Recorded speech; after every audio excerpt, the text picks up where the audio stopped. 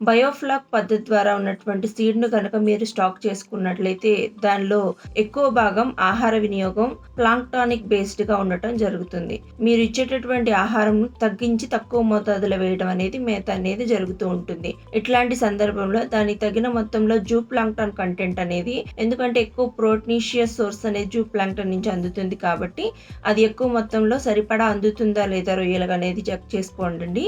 అంతేకాకుండా gut health మీరు ఎక్కువ మొత్తంలో ఫైటోప్లాంక్టానిక్ కంటెంట్ కనుక రొయ్య కన్జ్యూమ్ చేసినట్లయితే ఒక్కొక్కసారి అది గట్లో ఇరుక్కుపోయి మనకి గట్ సంబంధిత వ్యాధులు వచ్చేటటువంటి అవకాశం ఎక్కువగా ఉంటుంది కాబట్టి ఎప్పటికప్పుడు మీరు గట్ హెల్త్ ని చెక్ చేసుకుంటూ ఉండాలి. ప్లాంక్టానిక్ బ్లూమ్స్ వచ్చేటటువంటి సమస్య ఎక్కువగా ఉంటుంది. అందులోనూ శీతాకాలంలో లైట్ పెనట్రేషన్ ఎక్కువగా ఉండకపోవటం వల్ల న్యూట్రిషనల్ అబ్జార్ప్షన్ జరిగి పైన నీటి పైన తెట్టలాగా కడుతుంది.